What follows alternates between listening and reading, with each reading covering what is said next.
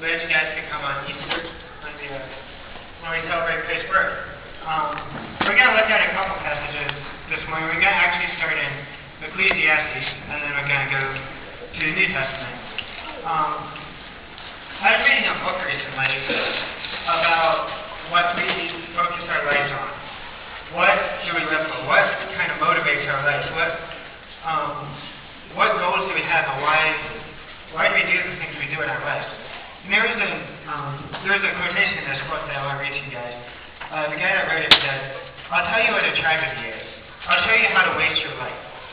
Consider this story from the February 98 Reader's Digest. A couple took early retirement from their jobs in the Northeast 5 years ago when he was 59 and she was 51.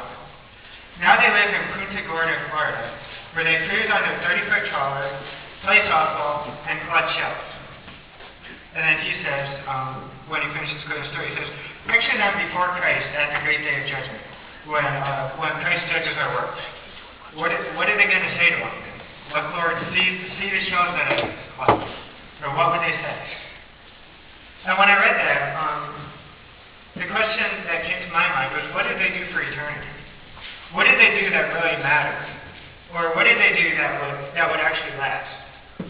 When we get to the New Testament, we're going to look at Hebrews as we kind of been going through on some Sunday afternoons. And as I was studying through Hebrews, I reached chapter 11, the chapter that's often called the Hall of Faith, where we see all these people that the Bible says were hearers of faith. And it says how faithful they were to God, and it talks about their faith in God.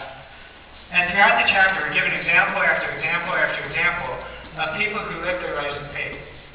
They ignored the things of this world, and they focused on what God wanted for them to do. They focused on eternity, and they had a heavenly perspective. And I realized that these people were able to live such extraordinary lives of faith because they were willing to put aside the pleasures of this life for something better. And as I studied through it, I realized that's what God's called us to as well. That's why He wrote Hebrews 11 to us. That's what the author of Hebrews was saying. He's saying, live for something eternal. Live for something heavenly. Live for something that will last. And we have to live with a heavenly perspective. It's what God's called us to. And we're going to see in Hebrews that we're going to have to live that way by faith. And in order to do that, we're going to have to shift our focus from the world that we live in. And this is why we're going to look at Ecclesiastes. Because in Ecclesiastes, we see that life lived that thinks this world proves to be empty. Solomon wrote the book of Ecclesiastes. A lot of people consider him to be the wisest man who ever lived. He was a king of Israel, and God had come to him in a dream and said, "Solomon, if you can have anything, I'll give you whatever you want. What do you want?" And Solomon asked God for wisdom. He said, "I'm ruling the people of Israel. I need wisdom to know how to rule them. How can I rule them?" So God granted his request and gave him wisdom. And then God also said, "I'm going to reward you with long life and riches and peace in your kingdom. I'm going to give you all these other things because wisdom's a good thing, and that's what you asked for." And so Solomon was probably the wisest man that ever lived. He was probably one of the richest men that ever lived. But after he got all those things from God, he turned his focus away from God. And for a lot of his life, he started pursuing all those other things. He started going after more and more knowledge, more and more wisdom, more and more riches, more and more pleasures. And then when he gets to the end of his life, he realizes the mistake that he made. And that's when he writes Ecclesiastes. He writes it looking back over his life, when he got to the end of it, and he realized how much he wasted. All the things that he pursued, all the things that he found pleasurable or good, after he lived them out, when he got to the end of his life, he found them to be empty. And in Ecclesiastes 1, verses 12 through 18, he talks about the knowledge and the wisdom that he pursued. Starting in verse 12, he says, "I, the creature, was king over Israel and Jerusalem. And I gave my heart to seek and search out my wisdom concerning all things that are done under heaven. This sore travail hath God given to sons of men to be exercised therewith. I have seen all the works that are done under the sun. And behold, all is vanity and vexation of spirit. That which is crooked cannot be made straight, and that which is wanting cannot be numbered." And then he talks about what he was thinking to himself in verse 16. He says, "I communed with my own heart, or I thought to myself, saying, Lo, I am come to great estate. I got more wisdom than all they that have been before me in Jerusalem. Yea, my heart had great experience of wisdom and knowledge. He's saying, I had all this wisdom. I had all this knowledge. And he says in verse 17, I gave my heart to know wisdom, to know madness and folly. I perceived that this also is vexation of spirit.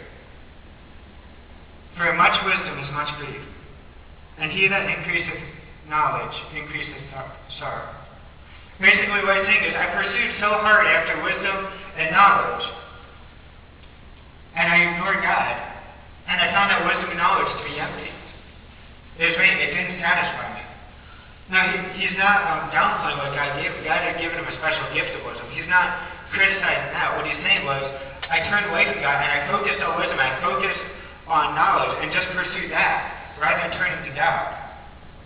And then that wisdom in itself was empty. And I get to thinking, how does this happen in our world today? I think it happens in a lot of different ways, in a lot of different places. Well, one example from the secular world would be the theory of evolution. What does the Bible say about where we came from? It says that God created us, God made us out of nothing.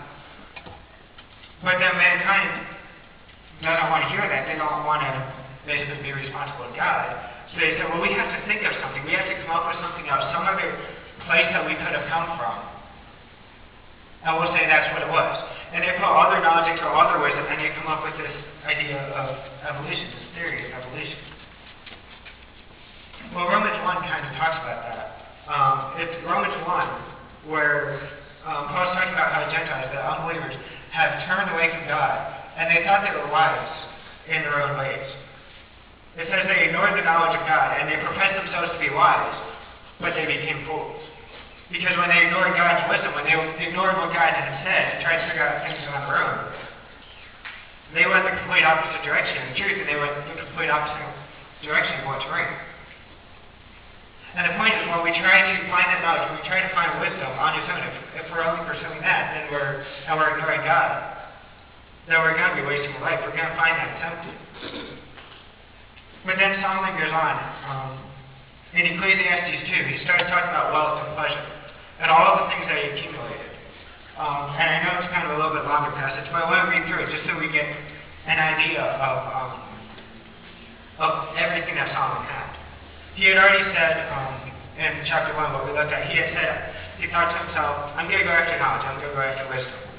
Well, in chapter 2, he says, I said in my heart, go to now, I will prove thee with mirth.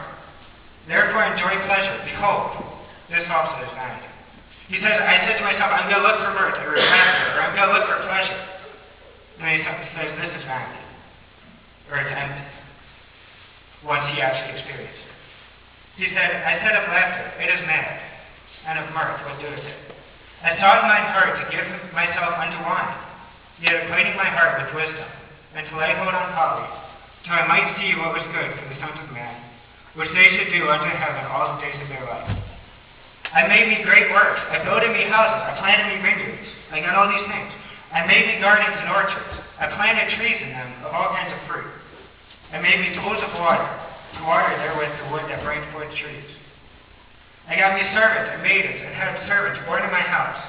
Also I had great possessions of great and small cattle, above all that were in Jerusalem before me. He had all these possessions. He built all these great things. And he goes on and says, I gathered me also silver and gold, the peculiar treasure of kings and other provinces. I got me men singers and women singers, the delights of the sons of men. And he says, all the pleasures, all the music, whatever I can listen to and enjoy, I got that.